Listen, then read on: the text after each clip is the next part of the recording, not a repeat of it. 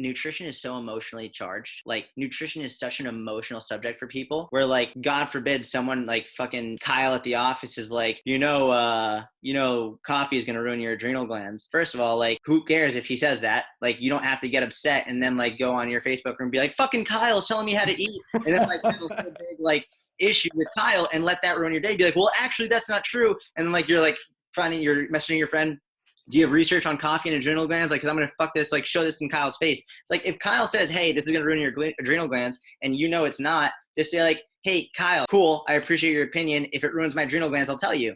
Bye. Like, that's it.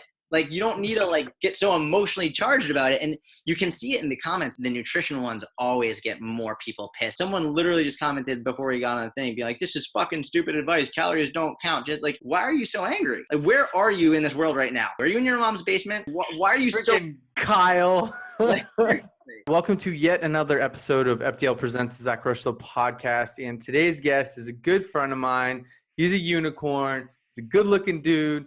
He's just full of good vibes. He puts out great information in this world. And you guys know him as Jordan Syatt, a.k.a. Science Fitness, a.k.a. Gary V's trainer, a.k.a.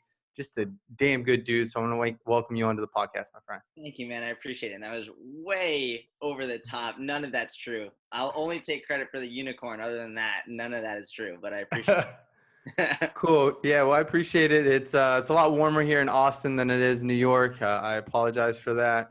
It's about not your fault, but I appreciate it. It's about 85, 90 degrees outside here. Sunny as hell. There's a bunch of people at the pool. I know in New York, I was watching the Red Sox game yesterday, and it was the coldest game in April in the history of Fenway, which is crazy. Was it really? I did not Yeah. know that. Yeah. Yeah, global warming.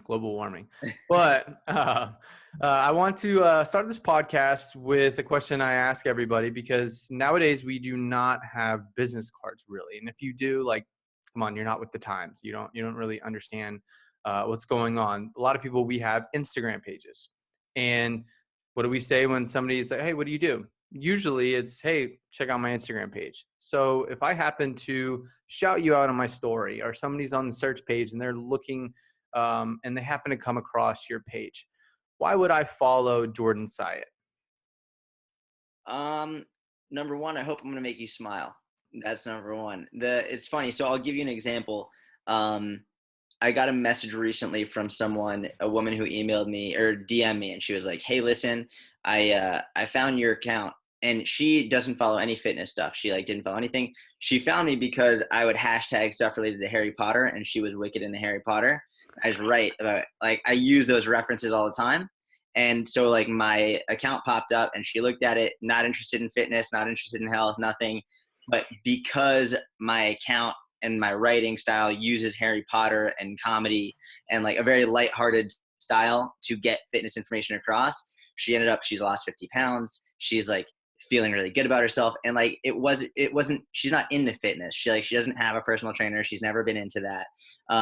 So for me, I guess, whether you're into fitness or not, my goal is to make it so that you can achieve your goals without having to read through like science jargon. Like you have to go to school to understand it. Like it's like eyes bleeding to get through it. I just want you to have fun with it and be able to incorporate it into your life rather than making it your entire life.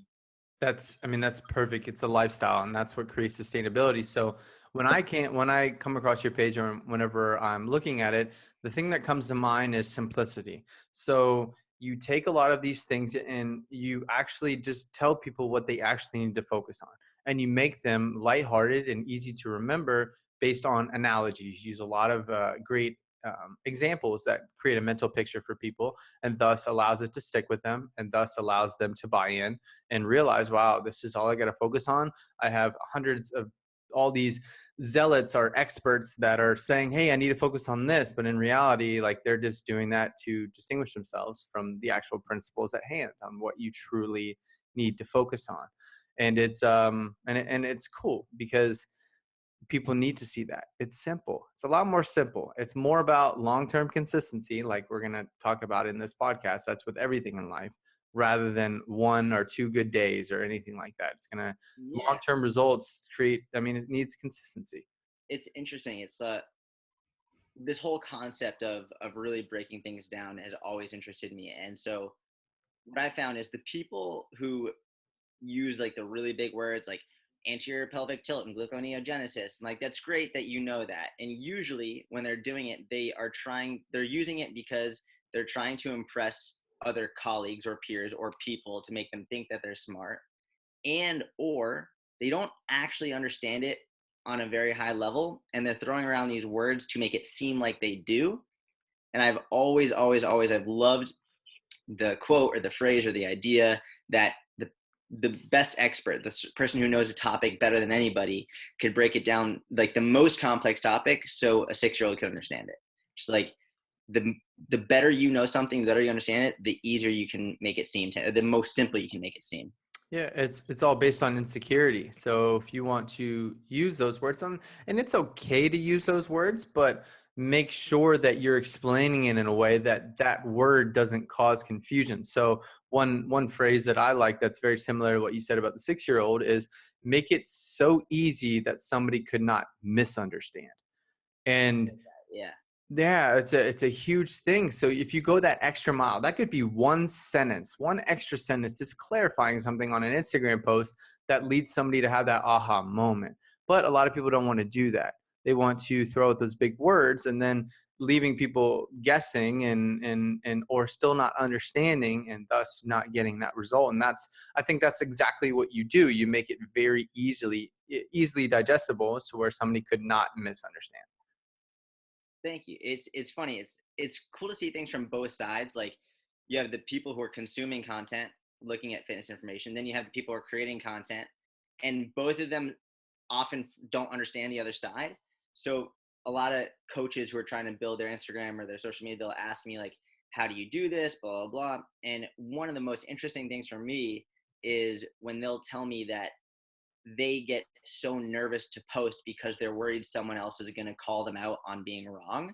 And so a lot of times, rather than posting for the people who will benefit from it, they'll post in a way that is defending themselves, like preemptively preventing someone coming in and saying something rather than actively going out to help someone, which can Yeah.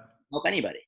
That's so true. Like, what comes to mind is Amanda Bucci, our mutual friend. She got a lot of crap about her certification or her giving advice and all these different things about a business and all these things. And my framework was, I don't think Amanda's a bad person. She's just not marketing to you who's getting upset. She's marketing to somebody that was her, and she wishes she would have known that information and known it. So we can help somebody as long as we know a little bit more than they do, because then we can relate to that person so much more, speak their language, and they can trust us and they'll actually take action. And that's what a lot of people don't understand is if you're a little bit better than somebody else, you can teach them, but don't act like you're way better than somebody else and try to give like this massive advice. Just help a little bit on based on what you've learned practically. 100. And What I really respect about Amanda in the last year is that she's gotten a lot of flack for transitioning her content more towards business stuff, and she hasn't stopped. Like, none, she's she's gotten a going lot. harder. I love it. There have been people who like it's so crazy to me. I've seen people with big YouTube channels, big Instagram, big Twitter, whatever, spending their time making content bashing her. And it's like mind-boggling to me that you would spend your time and like try and influence your audience with negativity like that, and she just doesn't give a fuck. She's like, So cool. I'm I admire her. Like I literally, I admire that. Like I see her doing it and I'm like, wow, she's got bigger balls than me. Like to be honest. And I'm like, damn, like I mean, I'll get there. It's just I have been a purebred people pleaser my whole life. I've always been that way. From whenever I was younger and I was a little playboy, and I would try and get girls, not for the sake of getting girls, but to be able to have my friends give me dap after I did it, and then be like, oh yeah, and so like, oh well, you can't get her, and then that's what that sped out as. But like, and I didn't realize that until after the fact, and so I've changed a lot since then. But that was like I've always noticed, like I've done a lot of things because my parents wanted me to do that, and it's hard because when you're a people pleaser, you want everybody to like you and you want to create content to where nobody would ever be able to be mad at you. But what that does is if you want everybody to like you, no one's really going to like you. And that's the hard part. You got to find your tribe. And yeah, it's just been a learning experience for me. And I to think say I have it figured out, I don't, but I'm trying my best. I think the biggest part of all that is if you try and get everybody to like you, not only will nobody like you, but you won't like you because you're not doing what you want to do. And you're Yep. stuck in this thing of like, well, this person wants me to do this, so I'll do that. And then, well, this person got upset, so then I'll go back and do that. And you're never just like, well, what do I want to do? Like, what is important to me? And that's where a lot of the imposter syndrome comes in. That's where a lot of the like putting in so much mental effort and emotional effort, but you're not actually getting anywhere because you're not taking action in one direction. You're just going like back and forth in a circle. It's like trying to please other people it's okay to a point, but once you reach the limit, you're going to inhibit yourself from doing what you want to do. And then that's you're going to be unhappy and you're not going to accomplish anything and you're not going to help anyone. Yep. And that's the name of the game. And that's something that everybody listening needs to, yes, you listening, you need to understand that like, it's okay. And this is something I want to ask you, like imposter syndrome is something that it's always, I personally think it's always going to be there because it actually, it's a blessing and a curse. It makes you want to be better because you constantly have this feeling like, well, I can always be better. But then it actually stops you from making and putting out more stuff because you do feel like an imposter. Do you ever struggle with that still? You know, I feel like I struggle less with it now, less of like, do I belong here? And I think it's more because, and you and I were talking about it before we went live, is like very rarely do I get to a point where I'm like, I have arrived, right? Like I'm never like, yes, like I'm here. And then I'm like, wait, I'm here. Do I belong here? It's always like trying to go a little bit further. So I'll set a goal. And even if I hit the goal, my struggle is taking a minute to be like, hey, you should take a second to appreciate that this goal just was reached. And I think everyone struggles with that. Or like you could say, hey, I want to get to this body fat or lose this amount of weight or hit this deadlift. And you hit it and it's like you barely take any time to appreciate that you hit that goal and you immediately go into like, well, I'm still not here, or that person is stronger, or that person has a better, like has a bigger audience, whatever, rather than like focusing on yourself. So I think I'm at a point where I don't struggle with it as much. I'm never like I don't belong here, but I do struggle with being able to like take in the moment and be like, hey, let's appreciate everything that just went into what happened and then going further. Yeah. I mean, that's so hard.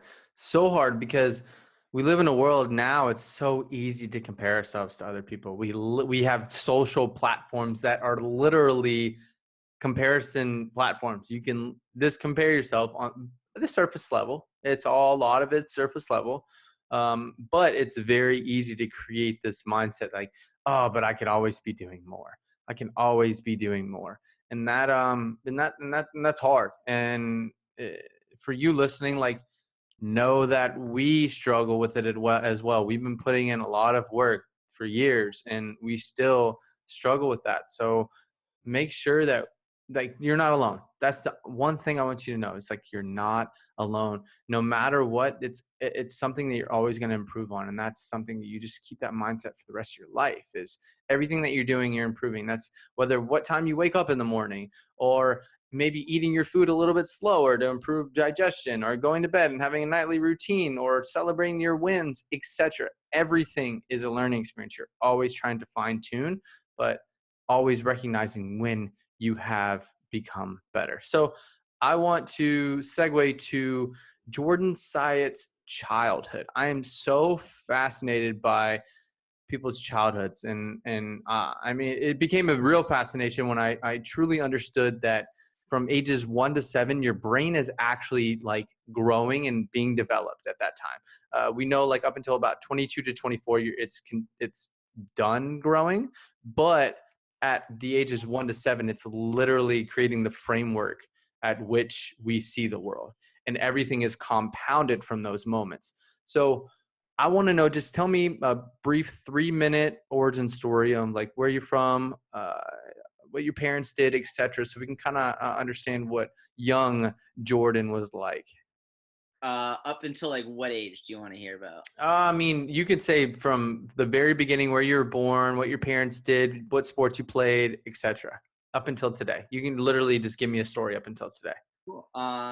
Was born in Boston, grew up in Boston, and my mom was a lawyer, and my dad actually he was on the radio. So he was on the radio from the time he was like 14. He had his own radio show and did like a lot of nightclub stuff. Um, and then I was very lucky. Like I have one older brother. He's like 3 years older than me.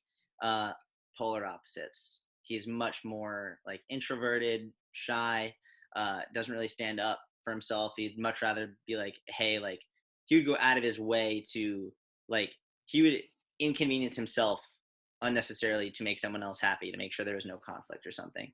I was very blessed, like natural athlete. Um, I really never had any social anxiety of any kind. I was like pretty much like totally fine with that stuff. Like I was very lucky on that front. So grew up, did a lot of sports, baseball, basketball. I wasn't really good at basketball because I'm like wicked short. But baseball, basketball, soccer, everything. Wrestling was my big sport. I got into wrestling at 8 years old. And I was obsessed. That's like all I thought about: wrestling. Made varsity freshman to cut a lot of weight. So cut from 112 to 103 pounds.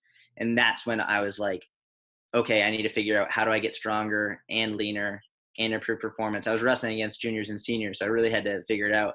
And I actually ended up applying for my first personal training job when I was 14, just at a gym, local gym, being like, hey, they were a kettlebell facility. I was like, hey, I just want to learn. Can you just teach me? Like, I just want to come in, I'll like clean the floors, I'll do whatever, just like let me learn. So they let me come in and intern, and they were very science-based. So I was immediately from 14 years old put into a very science-based gym. They connected me with Eric Cressy, who I later interned with. He's a man. Like anybody that I talk to that really understands, and like him, you can look at like Mike Boyle. Like those two are like two very like Eric Cressy is somebody that gave me a foundation to understanding movement and strength and conditioning. And anybody that I talk to and they don't mention Eric Cressy, I'm like, like you're probably learning from somebody who learned from Eric Cressy, but he's like the OG. I'll never forget, I interned with Eric when I was 21, and it was crazy because I interned when I was 21, and I go in, and the first day is like the first day because his facility is like a major league baseball facility, like all the pro guys go there.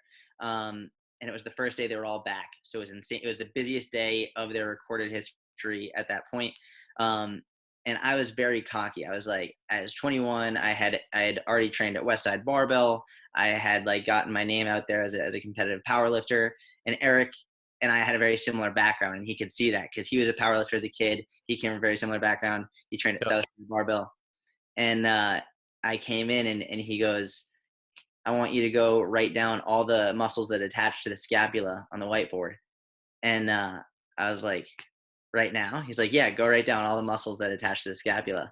And I was like, okay. And like, there's 17 of those muscles. And I got like 7 or 9, probably 17 muscles attached to scapula. And I'll never forget this. He walks over to me when I couldn't name them all. And he said, how can you know what the body does if you don't know what the body is? And from that point on, I like enrolled in all these gross anatomy courses and really spent a large amount of time focusing on like human anatomy and physiology and all like understanding the human body, and which made me a way better coach.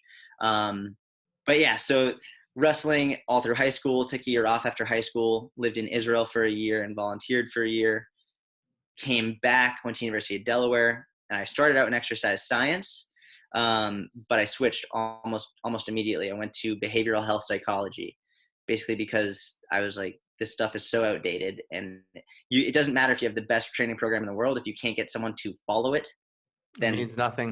it means nothing. So for me, I really got into the psychology and emotional behavior. Like, why do people make the decisions they make? Like, everyone knows an apple is a better choice than a cheeseburger. So why are they not making that choice? And at that point, ended up training at Westside Barbell and training at Cressy Performance, started my website and just started writing. This was in 2011. I was just started writing. I didn't know I was starting a business. I had no idea. I was like, I'm just going to write and like tell people what I'm doing for training and nutrition, because I was competing in powerlifting at the time. And started doing a lot of YouTube videos for exercise stuff. And then people started emailing me asking for training programs, and I did it for free. Like, I didn't know that you could charge. I didn't know PayPal existed. I had no idea. And then by the time I graduated college, I had an online business just for online coaching, and then moved to Israel when I graduated, and then came back, and now I'm coaching Gary Vee and doing my online stuff. And that's pretty much it. Dude, that's so cool. I didn't know about the Eric Cressy part.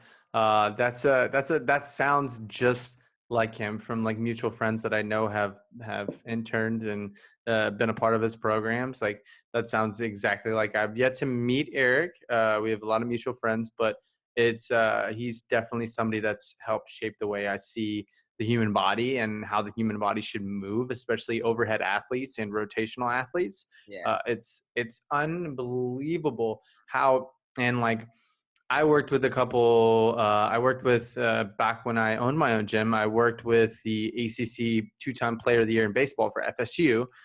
He was a first-round pick of the Baltimore Orioles. He's going to be called up here pretty soon. He's been in the minor leagues for a year and a half. He's about to get called up, but he was telling me about how like the strength and conditioning programs at like one of the best baseball, and it like literally was like, are you like, is this like real life? It's awful. It's really awful. It's crazy. And then the more I talk to people, it's just all over the country. And it's sad because a lot of these strength and conditioning professionals, they don't know any better because they're working so hard that they have no time for continuing education. Well, Like, yeah, we were brought up through the exercise science department, from learning from someone who hasn't actually coached anybody, and they're a tenured professor who was tenured 30 years ago, and they haven't updated any of their research. And so it's like, it perpetuates a really awful system, and they don't update anything. The best coaches, like the best programs and facilities, are all private. They're not actually within the schools, or even in the majors, like even like the professional athletes. Like, I know a lot of professional athletes who they show me what their coaches are giving them, and it's mind-boggling. It's crazy. it's sad. It's blows my mind. So what would be your best advice? And actually, let's go to this. How did you find out about macros? I'm curious about this because a lot of people have a very unique story on where they came about and started teaching about macros. When I was, I mean, I learned about them in high school when I was Yep. at the gym, but I didn't, even though I was at this gym, I still like was going through my own like learning phase, trying different things. I got really into intermittent fasting when I was 16. Ori Hofmeckler's Warrior Diet was like, hit my wrestling Mhm. coach was doing it, and I was like totally taken aback by it. It was like completely blew my mind. And I was very much fell for like the fallacy of like, it's natural, it's what our ancestors did, like, so it must be the right way. And that actually perpetuated a huge eating disorder, major binge eating. And but so I went from that to then Martin Birkin, and Martin Birkin of Lean Gains, like, and I was one of his clients. So I applied to work with him my freshman year of college. So all of the year when I was in Israel, I was just reading every word that Martin wrote. And then eventually Lyle McDonald and Alan Aragon. And I subscribed to Alan Aragon's research review. Which is really good, by the way, guys. If you guys want continuing education, that is like such an easy and very cost-effective way to have somebody who is the OG, Yeah.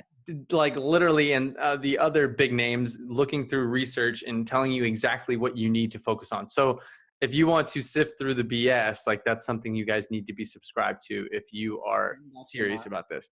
$10 a month, I'll pay it my whole life, forever. Like, It's ridiculous.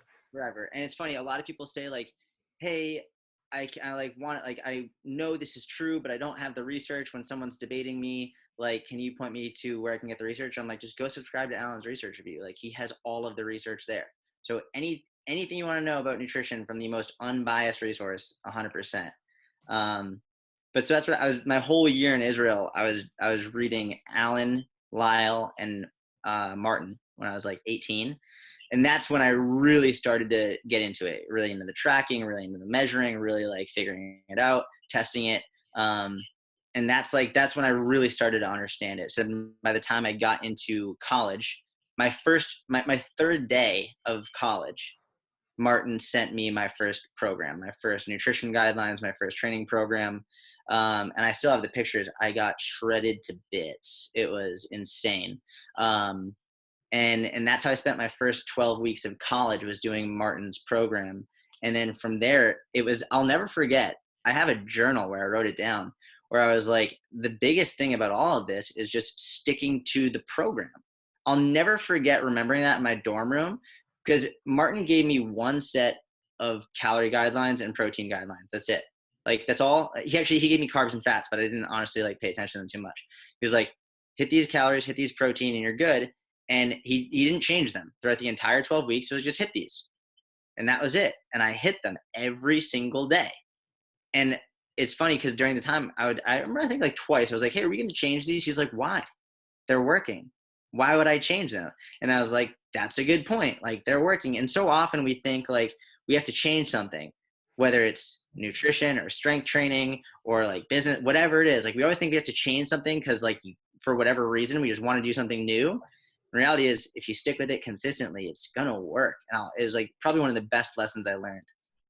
Well, yeah, it's one of those things. We want to make changes, but a lot of people. So, say for example, that's working, and they'll have a few days where they binge, and then they will get back on track. But then they're like, "Well, why is my averages not going down?" It's like, "Well, no, because you're not staying consistent with that." So, one thing that I've noticed is if that's happening to people, let's up their macros and calories a little bit to where they're not having that urge to binge, and thus their weekly average actually is lower than, yeah. So that's something, if you're coaching people and or with yourself, to anybody listening, that's something that's a strategy that you can have if you have a hard time sticking with certain macros. That's why refeeds happen for people. That's why they work for some people, but they're controlled. They're not a binge. It's different than a refeed is different than a binge. It's controlled, and it's used to give you a little spike, but mostly carbohydrates, because a lot of those foods that are off limits are carbohydrate rich, that don't fit too well with your normal macros. So, all right, cool. So you went on to, and so you learned about macros, and it's funny because we learn about the basics of nutrition, but then it kind of neglects like how important macros and calories are. Like it automatically. So my nutritional background is obviously learning from the likes of Lyle is somebody I've been reading for a very long time. But I'm PN level 1 and level 2 certified. So going through that process, they kind of shit on macros. Like, it was like super interesting to me. Like, they legit was like, if you are tracking macros, you are OCD. Nobody wants to do it. Da da da da. And so like that's where the whole fist thing came on and everything like that. Like using your hand as a measuring guide. It's like, yes, awesome. But I just wish people would explain to people, if somebody has to track so they can never track ever again. It's learning. You have to be aware. Like, you have to understand, because if you do not track, you have no basis of knowledge to be able to eat intuitively and understand what you're inputting. Like, you can't do it.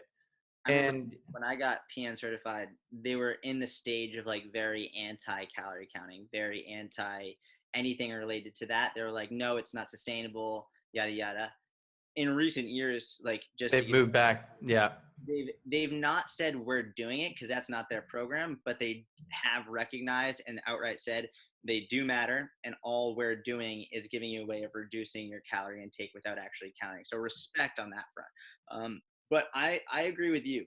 I think that given the choice 9 out of 10 times, I would rather have someone meticulously track for 3 months so that they can actually understand how much they're eating, rather than just saying like, well, why don't you just only eat this amount? Because like that doesn't tell you much. Like Does it is nothing. good. It will help you with portion size, but like it doesn't give you the skills to understand like, well, yeah, cool. Like this much of one food might be X amount of calories, but this much of another food might literally be double or triple. And it doesn't give you that when like, it's so funny. If someone puts a plate of food in front of me, I could guess within 50 to 75 calories, usually how much is in it. And like, that's within like, I don't know, 8 seconds.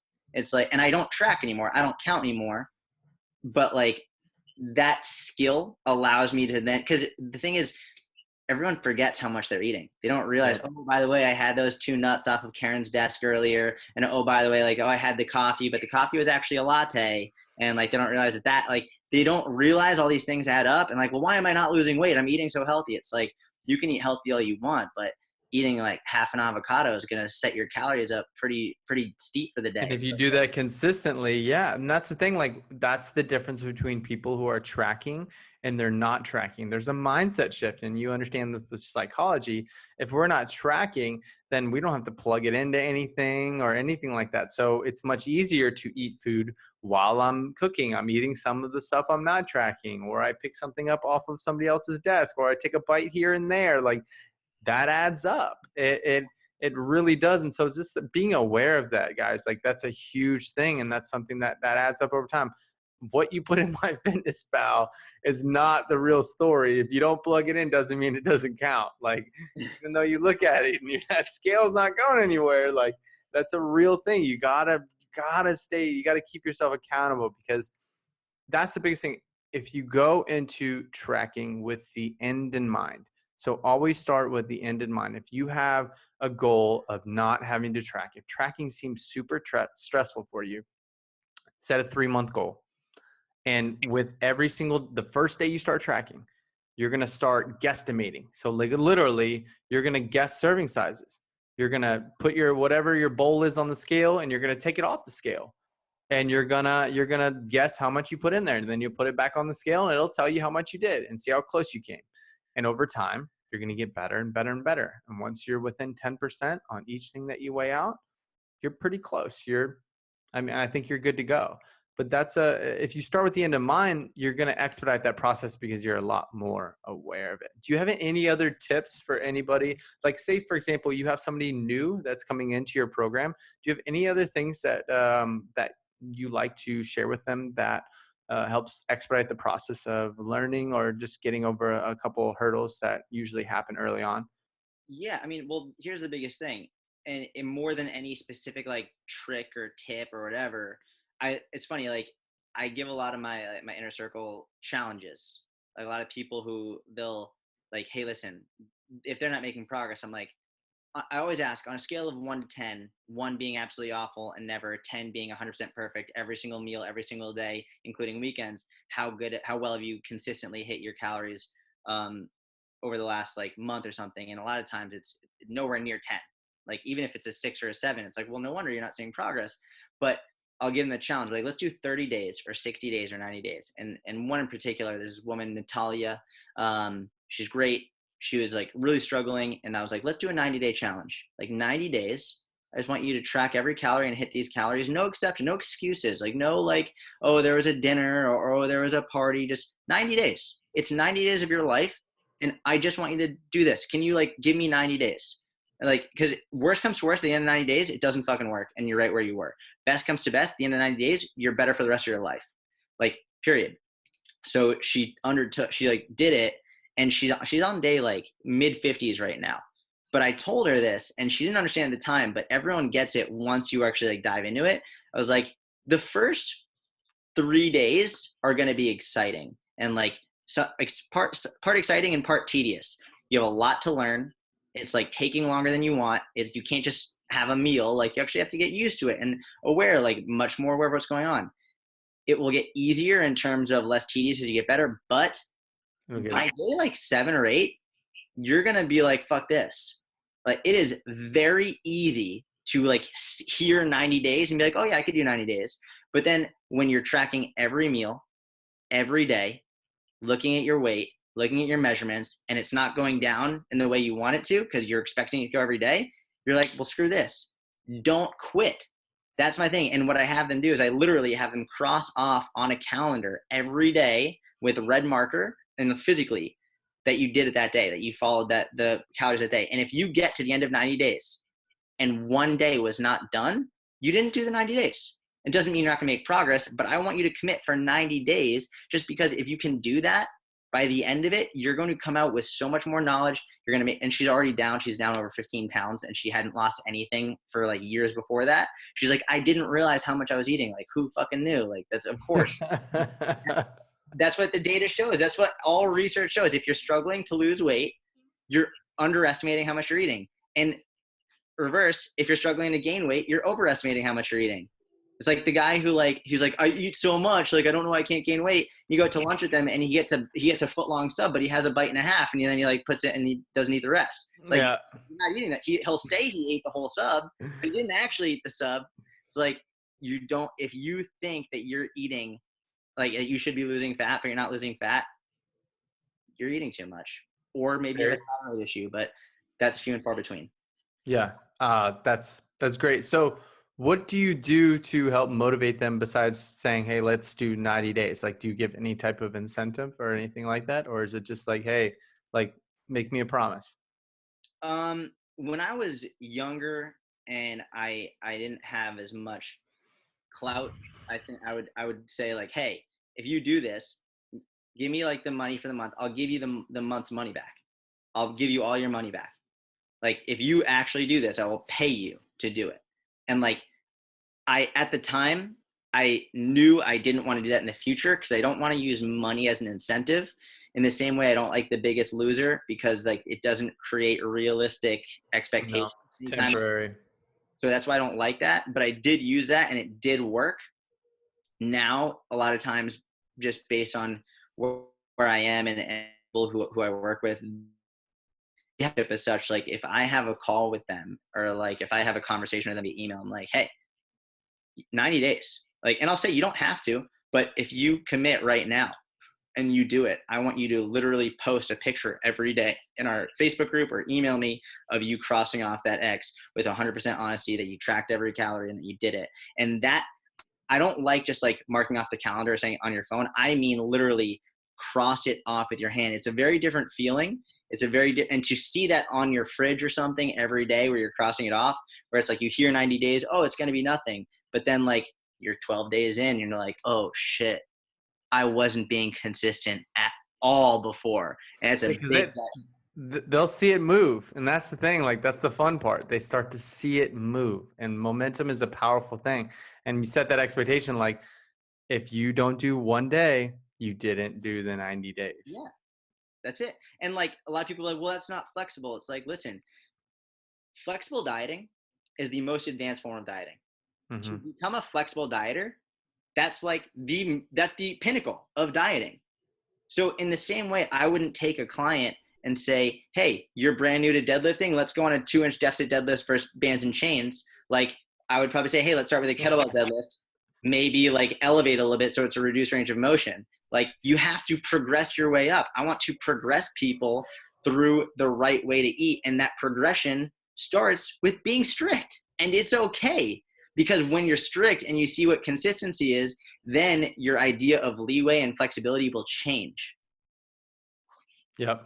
That's great. We have a very similar, it's funny, we have a very similar background in strength and conditioning, very similar background with nutrition, etc. So it's good. Like, everything that you're saying, I'm like, in my head, I'm like, hell yeah.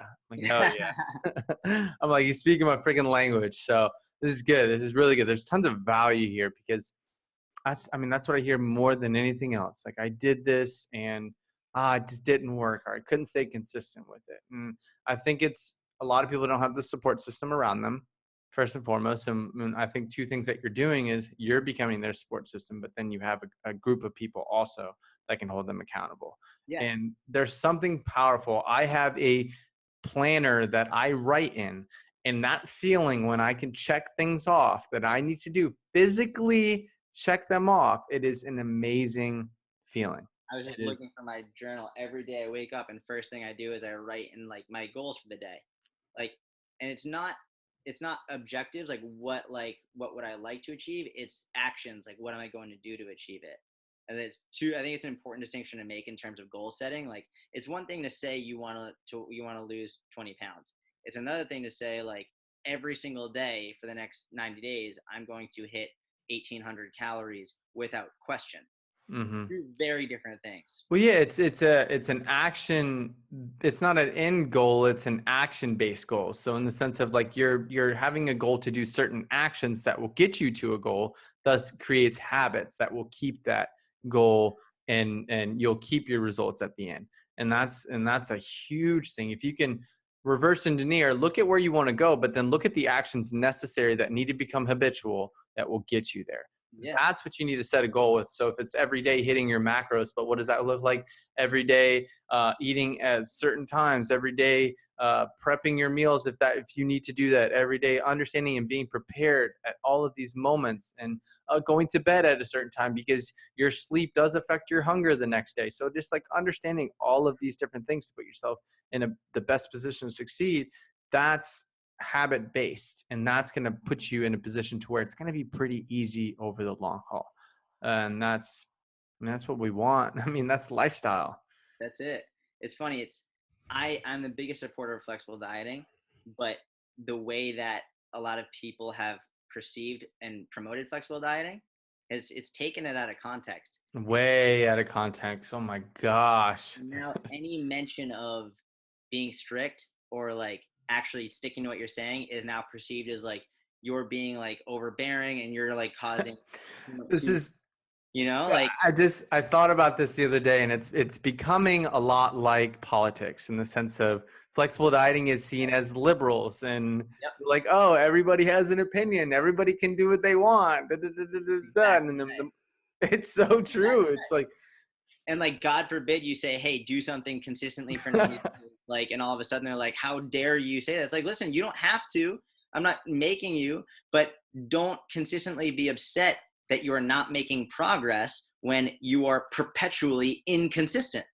Like that's fine if you want to be a flexible dieter, like based on what you're saying, but flexible dieting does not equal perpetual inconsistency. mm, Flexible dieting means like doing everything right 80+% of the time.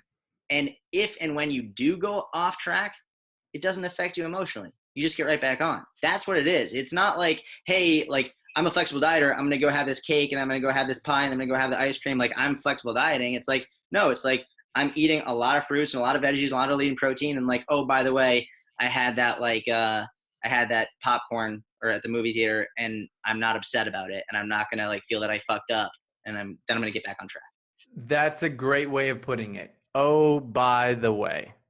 Right. Oh, by the way. So oh, by the way, is means it's not the main part of the story. Right. By the Exactly. way means it just happened a little bit. It's not something that makes up 18 chapters of the 20 chapter book.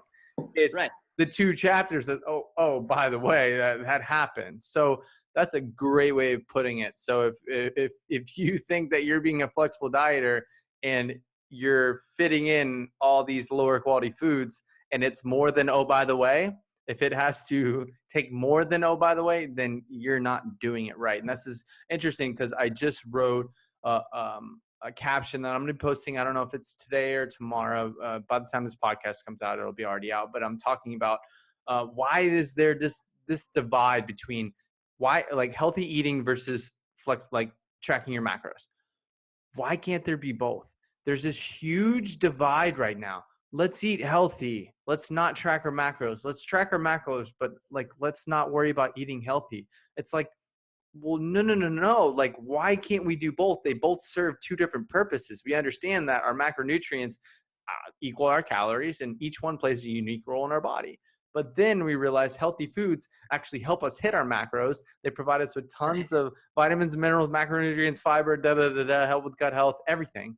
It's like, well, it's logical. They help each other, but then there's this huge divide. It's like, goodness gracious, like everything becomes like two different, like it's like takes on the political party BS all the time. It's the most dogmatic. Like they're like, no, you can't have them both at the same time. It's like, this is right, that's wrong. This is right, that's wrong. It's like, like there's a Venn diagram here somewhere where we could put them together and they'll mesh. You just got to stop being so emotional. That I was actually talking about this yesterday. Nutrition is so emotionally charged. Like nutrition is such an emotional subject for people where like, God forbid someone like fucking Kyle at the office is like, coffee is going to ruin your adrenal glands. It's like, first of all, like, who cares if he says that? Like, you don't have to get upset and then like go on your Facebook and be like, fucking Kyle's telling me how to eat. And then like have a whole big like issue with Kyle and let that ruin your day. Be like, well, actually that's not true. And then like, you're like you're messaging your friend. Do you have research on coffee and adrenal glands? Like, cause I'm going to fuck this, like show this in Kyle's face. It's like, if Kyle says, hey, this is going to ruin your adrenal glands and it's not, just say like, hey, Kyle, like, cool. I appreciate your opinion. If it ruins my adrenal glands, I'll tell you. Bye. Like, that's it. Like, you don't need to like get so emotionally charged about it. And you can see it in the comments. Like, if you look at, it's so funny. If you look at my posts, the nutrition ones always get more people pissed than the strength training posts. The nutrition ones that say like, track your calories or like calories count. There's always someone literally just commented before he got on the thing, be like, this is fucking stupid advice. Calories don't count. Just like, why are you so angry? Like, where are you in this world right now? Where are you? Are you in your mom's basement? And like, are you really like upset about like, why are you Freaking Kyle? like, it's crazy. Yeah, and that's the thing, and that's something that if your comment feels like you're yelling or you're challenging me as a human being, not about my nutrition or the foods I eat, but me as a human being, because I talked about nutrition, there's something fundamentally wrong. And that is what's so hard. And that's what bothers me more than anything, is because I take it to heart, because I feel bad for them as a human being, because I know that they will never be happy no matter what. I will never be able to make them happy. A lot of things in their life will never be able to make them happy. The only thing that's going to make them happy is surrounding themselves with piss poor people that are pissed off all the time, that bitch and moan, and then they leave a negative comment on somebody's post, and then they get like 12 likes from all the other freaking people that I'm like, how the hell did they even see this? There's over 300 comments on here, and like, how did they even, like, what are they doing with their lives? I'm like, how is this possible? So it's fascinating. So we're gonna segue into the last question. It's a super interesting one, but I just want to take a second right now to say I appreciate you coming on. This has been a really cool interview. I hope everybody listening leaves this with a big smile on their face, like having fun with this interview. I hope you guys are in your car or wherever you're listening to. Hopefully you're getting your feet up, on the toilet, whatever you got to do, to make those knowledge gains. I appreciate you guys listening, but I want to thank you, Jordan. This is seriously, I know how busy you are, and we've been working on trying to get this scheduled in for a long time, but I appreciate you, man. This has been, I'm going to leave this podcast with a big smile on my face. So I appreciate you for coming on. I appreciate it a lot. Thank you. And I appreciate you working on such short notice to let me come on. Absolutely, man. I'm making it happen. I'm recording this on a Monday. We usually don't record ever on a Monday, but Jordan texted me. He's like, man, can we make it happen? I'm like, let me see what we can do. So we made it happen. But we're going to segue into the last question. So I got to set the scene. So today is Jordan Syatt's funeral. It's it's a big one. So there's today, how bad you're gonna feel. Oh, dude, don't put that on me. Don't put that on me. It's been so you have thousands upon thousands of people there. So they're mourning your loss, but they're celebrating your life. And there's somebody on stage about to give your eulogy. You have no idea whether you've only met them once. They were one of your inner circle clients. You've known them your whole life, or they're a family member. You have no clue. But what would you want them to say about the life that Jordan Syatt lived? I want them to say that no matter what situation, no matter what happened, that they knew, no matter if they felt alone, if they felt like they didn't have anyone to go to, they knew that above all else, like, I would be there to listen, like that I would be there, that I would try to go out of my way to help them in some way. That like I was the guy that wouldn't judge them, wouldn't like try and convince them that they were feeling something invalid or wrong, that if they just needed someone to go to listen, to smile, to talk to, to vent, that's what I was there for. I love it. That's so true, man. We live in a society where everybody is one-upping each other. That's right. Everybody's trying to one-up. So in reality, we're all listening to each other to see how we can one-up what they were saying rather than like give value back. And it's so funny because we all have those friends that are just one-uppers, man. They no matter what, they always did something that was better than you did. I'm just like, all right, cool. But if there's anything that you like, if there's one thing to take from this podcast, guys, it's the fact that like be that person that is a good listener. Be that person that people love to talk to and they'll open up to, because then you can truly help them and give value back. And that's going to be the powerful thing. And so me and Jordan have found our little niches, but we're trying to make, I know our purposes are a lot bigger than what we're doing right now. And it's going to be a lifelong journey, but it's based on listening. We've listened to what you guys want and we've tried to provide value to help you guys. And Jordan's done an amazing job at this. And so when you said that, I was like, yep, this is right. This Like, is I'm right. gonna one up him right now.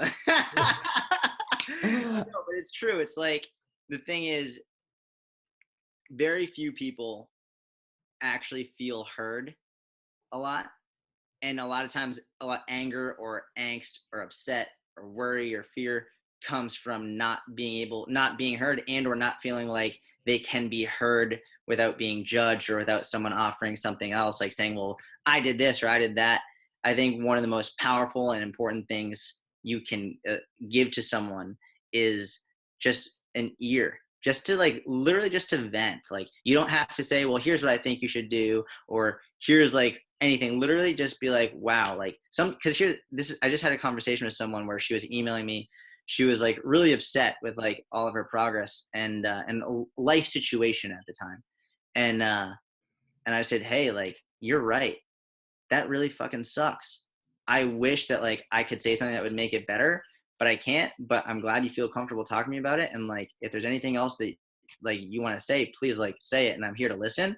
And she cried. She was like, everyone else is telling me how to feel or how to respond or what to do or whatever. And sometimes like people just want to say something and be told like, you're right, that does fucking suck. I'm really sorry. Gosh, that's so true though. Like a lot of people, they'll like like when you feel like your most down moment and then somebody's already trying to tell you how to fix it, but you just want somebody to say, damn, like that does suck. That fucking like it's like you want to feel like you're in the dirt and like it really is that bad because you feel that bad. Like I don't know why that just like hit me right there. It's like, When yeah, like I don't know how many moments that it's like, well, here's what you do, or here's like why it's not. It's basically saying like why you shouldn't feel that way. And when someone says you shouldn't feel that way, you fight against it. You're like, well, fuck you. You don't understand. Like, you don't get it. You're not in my position.